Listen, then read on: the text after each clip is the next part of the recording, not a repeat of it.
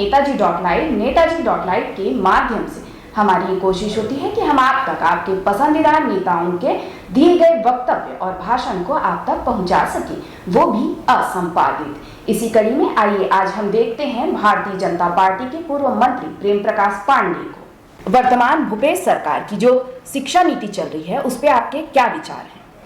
देखिए, शिक्षा नीति में अगर देखा जाए तो इस साल का हमने जो बजट देखा, उस बजट में मात्र 18 स्कूलों का उन्होंने उन्नयन की बात कही है। उसी में हायर सेकेंडरी भी है और उसी में मिडिल से हाई स्कूल भी है। तो शिक्षा के प्रति उनका कितना लगाव है।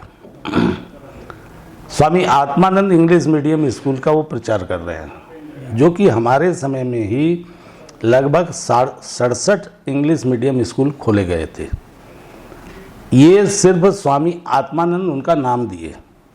स्वामी आत्मानंद जी जो थे अपने रामकृष्ण आश्रम के संचालक रहे हैं, अच्छे व्यक्ति थे, लेकिन उनका इंग्लिश मीडियम से क्या संबंध है ये आज तक लोग नहीं समझ पाए, क्योंकि वो तो शुद्ध रूप से जिस रामकृष्ण मिशन के थे विवेकानंद जी, तो विवेकानंद जी तो हिंदुत्व और उसके पूरे सबके ये लेकर के चलने वाले। तो मीडियम इंग्लिश, भाई कोई चार्ल्स, कोई न्यूटन्स, कोई ऐसे के नाम रहता समझ में आता, लेकिन वो ठीक है, लेकिन उसके और हेतु होंगे, मैं समझता हूँ, जानने वाले जान जाएंगे कि क्या है। अब इन्होंने एक इंग्लिश मीडियम घोषणा किया, लेकिन उसमें न तो पढ़ाने वाले टीचर प्रॉपर है, कॉन्ट्रैक्ट बेसिस पे दे रहे हैं, उनको महीनों तनख्वाह नहीं मिलती है, डीएमएफ के माध्यम से दे रहे हैं। इस साल चूँकि चुनाव है तो उन्होंने क्या किया है कि बजट में 100 स्कूल रखा है और 400 की घोषणा हो गई है। अब वो 101 का बजट है। अभी परसों ही एक पेपर में छपा था कि सारे अधिकारी पसोपेश ने कि ये बचे हुए 300 का कहाँ से ले आएंगे। तो शिक्षा के मामले में उनका कहीं पे भी कोई उद्देश्य नहीं रहा है। सवाल रहा, हम लोग भिलाई में भी देख रहे हैं और कहीं भी कॉलेज एजुकेशन की बात है, तो उन्होंने एक यूनिवर्सिटी जो है वहाँ पे नंद कुमार पटेल के नाम पे रायगढ़ में खोली, चूँकि उच्च शिक्षा मंत्री उनके सुपुत्र हैं। उसके अलावा कोई नए इंस्टीट्यूशंस नहीं खोले गए। अलबत्ता जो हम लोगों ने 5 कॉलेज खोले थे, जो हमारा ये था कि एक अलग प्रकार का कॉलेज होगा, जो जितने कॉलेज गवर्नमेंट के हैं उसमें पायलट प्रोजेक्ट के रूप में हमने राजनांदगांव, दुर्ग, रायपुर, आपके कांकेर और जगदलपुर में। तो उस कॉलेज के बारे में हम लोगों का जो कंसेप्ट था कि जो 50% जो रूरल एरिया के बच्चे होंगे, जो मेरिटोरियस हैं, जो रूरल स्कूल से पास आउट हैं, न कि वहाँ के रेसिडेंट हैं, बल्कि वहाँ के स्कूलों से पास आउट हैं, उन बच्चों को ला करके हम यहाँ पर फ्री हॉस्टल देंगे और हॉस्टल में उनको रखेंगे और 50% जो है आपके शहर के बच्चे या दूसरे रहेंगे। मतलब 50% रेसिडेंस करेगा, 50%। अभी सुन रहा हूँ उन्होंने उसको Swami Atmanand English medium school कर दिया।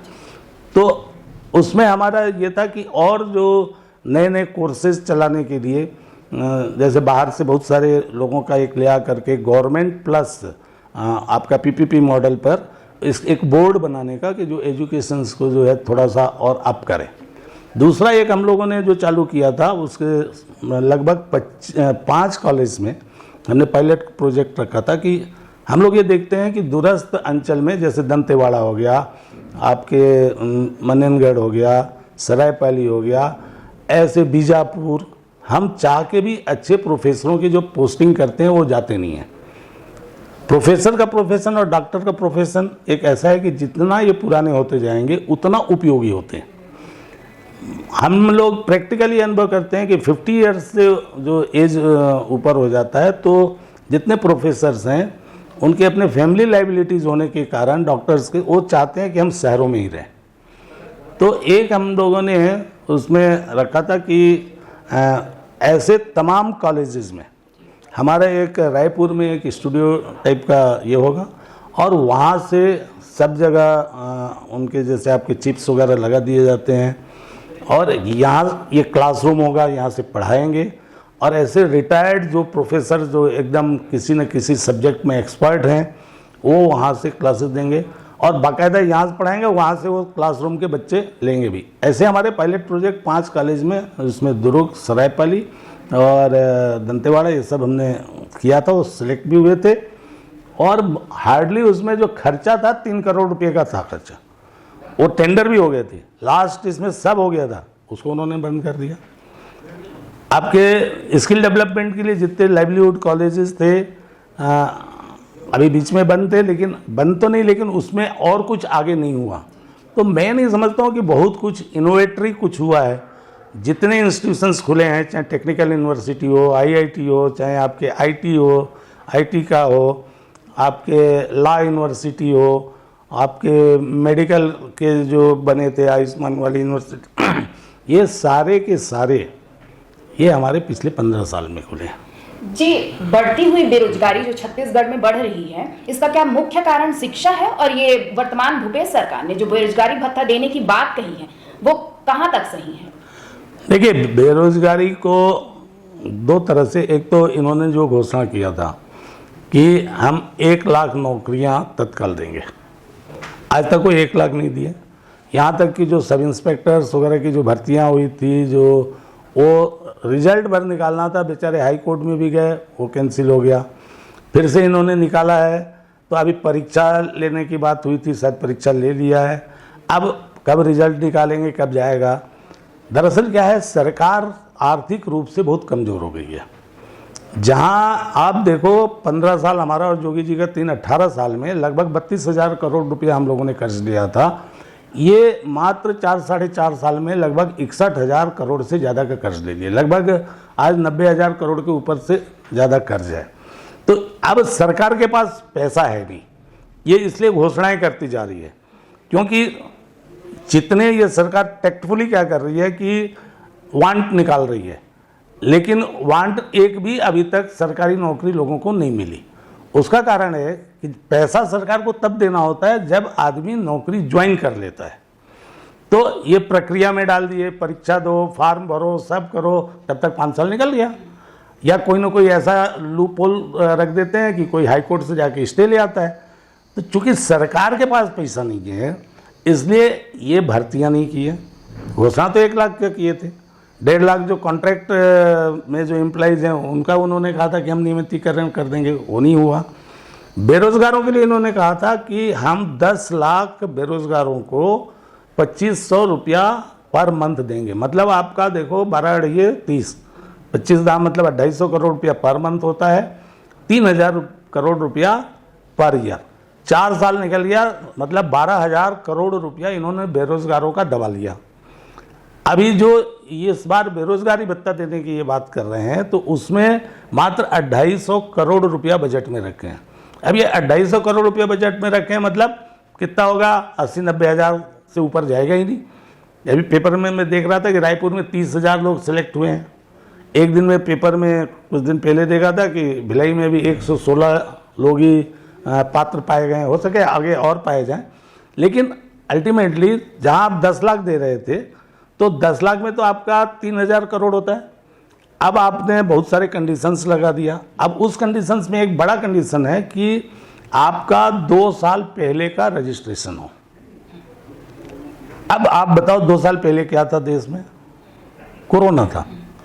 अब कोरोना काल में लोगों ने रजिस्ट्रेशन नहीं कराया, या जिसके रजिस्ट्रेशन थे वो जो है कैंसिल हो गए, अगर पहले वाले थे उसको रिन्यू नहीं कराया। अब ये इन्होंने बहुत चतुराई से कि ये 2 साल का इन्होंने कहा कि लास्ट 2 ईयर्स का है। इन्होंने ये नहीं कहा कि इसके 2 साल और पहले का, लास्ट 2 ईयर्स का चाहिए। तो लास्ट 2 ईयर्स में लोग कितने आएंगे? तो कुल मिला के ये आईवास है। और जितनी घोषणाएं कांग्रेस ने किया है, ज़मीन पे कोई भी नहीं उतरा, बेरोजगारों के लिए भी नहीं उतरा। इन्होंने कहा था कि हर ब्लॉक में हम फूड पार्क खोलेंगे।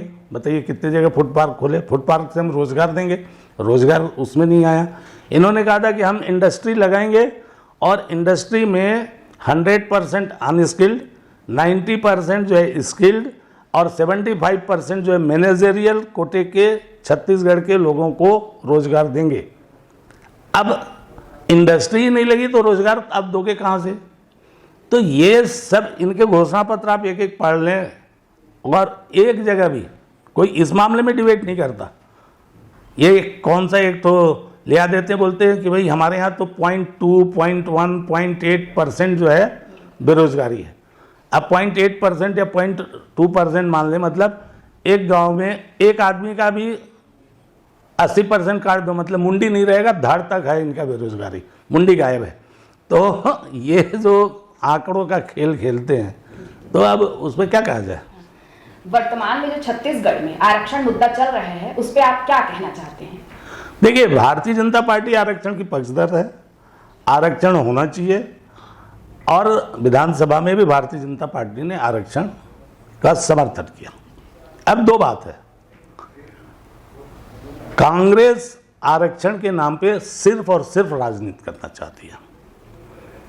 58% जब हाई कोर्ट ने रिजेक्ट कर दिया, तो 76% आप पास कैसे करोगे?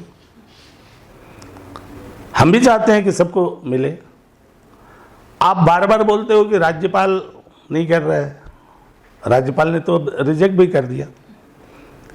चूंकि कोई भी आदमी, जब पूर्व से सुप्रीम कोर्ट की रूलिंग है, आपकी हाई कोर्ट की रूलिंग है, जब 58% का रिजेक्शन हो गया, तो आप 76% कैसे पास करोगे? ये एक आम लोगों की धारणा है। आप कोर्ट को समझाने में आप फेल हुए, 58% में भी फेल हुए, गवर्नर को भी समझाने में आप फेल हुए। इसमें बीजेपी क्या करेगी?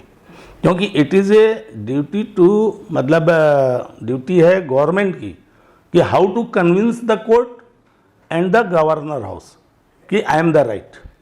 तो आप कन्विंस कराने में फेल रहे, आपके पास फैक्ट्स नहीं रहे, फैक्चुअल्स नहीं रहे, आपसे वो बार बार जो मांगे जाते रहे, ना तो विधानसभा में डेटास दिया, न ये दिया। और इवन देन वो लॉ डिपार्टमेंट से भी लॉ का ओपिनियन, जिसको एक क्या होता है, कोई भी अगर बिल लाया जाता है तो लॉ उसको पहले एक शब्द है, मतलब एक तरह से पारित करती है, मतलब वो पर्टिकुलर शब्द नहीं आ रहा, तो लॉ डिपार्टमेंट जो है उसको ओके करती है। इन्होंने क्या कहा, जब पूछा गया कि भाई लॉ डिपार्टमेंट की सहमति है क्या, तो विधि मंत्री का विधानसभा में बयान है कि लॉ डिपार्टमेंट से परिमार्जित होकर आया है। अब परिमार्जन और उसका अनुमोदन, ये दो अलग अलग शब्द है। परिमार्जन जैसे आप कपड़ा वपड़ा पहने हो, जाते समय आईना के सामने खड़े होकर ऐसा थोड़ा सा कर लिए, ठीक ठाक है कि नहीं है, तो ये परिमार्जन हो गया। मतलब जो ड्राफ्ट है उसको देख लिए कि भाई क की जगह की में मात्रा सही है कि नहीं। और अनुमोदन मतलब ये होता है कि जो आप प्रस्ताव दिए हो उसको हम एज इट इज स्वीकार करते हैं। तो लॉ डिपार्टमेंट का अनुमोदन भी नहीं हुआ था। ये बड़ा खेल जो है, ये ट्रिकी गेम, आप देखो पॉलिटिक्स से कैसे इसमें कर रहे थे। अभी इनका प्रस्ताव पारित होकर के विधेयक नहीं बना था, कॉन्सिक्वेंटली इन्होंने 9वीं अनुसूची के लिए भी प्रस्ताव ला दिया। अब नियम ये कहता है कि जब तक एक कोई विधेयक पारित होकर के विधेयक बन नहीं जाता, तब तक आप कैसे लाओगे? तो इन एडवांस, तो it was the total politically जो इनकी मंशा 4 महीना पहले थी, चुनाव था भानु प्रतापपुर का, इसलिए जल्दी जल्दी ले आए। दूसरी इनकी मंशा ये थी कि हमको तो विधानसभा में बहुमत है, इसलिए हम कुछ भी पास कर दें, भले वो अनकॉन्स्टिट्यूशनल हो, जाके जहाँ रुकना है रुक जाए, और हम 9th शेड्यूल में इसको करने की मांग करें। ये बहुत बड़ा अभी सुप्रीम कोर्ट में भी चल रहा है। अभी 9th शेड्यूल को भी सुप्रीम कोर्ट ने कह दिया कि इट इज़ ए रिव्यूएबल, मतलब हम इसको रिव्यू कर सकते हैं। तो ये मामले अभी हैं। और पिछले समय सेंट्रल गवर्नमेंट ने लोकसभा में कहा था कि अभी कर्नाटक और कौन से मामले भी हैं, और अभी कोई भी 9th शेड्यूल में हम नहीं डाल रहे। ये सब जानने के बाद सिर्फ और सिर्फ ये चाहते थे कि हम रिजर्वेशन दे दिए, ऐसा विधानसभा में पारित कर दिए, और बॉल को ले जा करके सेंट्रल के पाले में डाल दो। लोगों को रिजर्वेशन मिले ना मिले ये इनकी चिंता नहीं है, जबकि इनको बाकायदा सब चीज़ को, पुराने डिसीजंस, सुप्रीम कोर्ट के जो रूलिंग्स हैं, और सबको कैसे ठीक करना चाहिए इस दिशा में सोचना था। चीफ मिनिस्टर पॉलिटिकली बहुत स्किल्ड पर्सन है, लोगों को भ्रमित करने में, खुद को आगे रखने में, पार्टी में भी आगे रखने में और प्रदेश में भी। लेकिन ये जो पैदा करने का जो खेल है वो ज़्यादा लंबा नहीं चलेगा, रिलायबल नहीं है।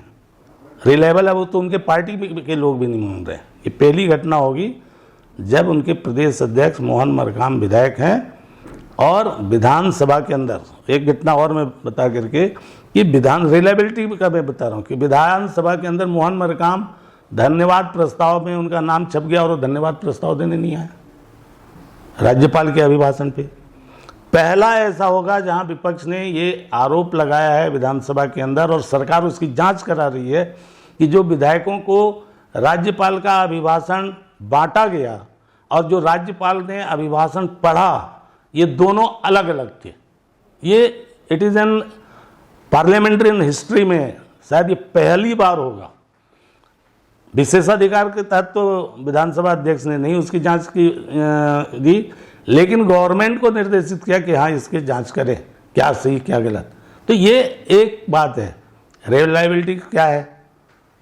भरोसे की सरकार बार बार बोल रहे हैं, मतलब उनको मालूम है कि लोगों का भरोसा टूट गया है, इसलिए बार बार भरोसा बता रहे हैं। अरे भरोसा टी.एस. सिंहदेव जी से पूछो, भरोसा मोहन मरकाम से पूछो। जब मोहन मरकाम और टी.एस. सिंहदेव का भरोसा नहीं है तो जनता का क्या होगा? जी धन्यवाद प्रेम प्रकाश पांडे जी। आपने सुना किस तरह से प्रेम प्रकाश पांडे जी भारतीय जनता पार्टी के पूर्व मंत्री कह रहे हैं कि भूपेश बघेल सरकार अपनी हर कार्यशैली, अपनी हर नीति, अपनी हर योजना में नाकाम रही है। इसी तरह हमारे चैनल में बने रहने के लिए चैनल को लाइक करें, शेयर करें और सब्सक्राइब करें। नमस्कार।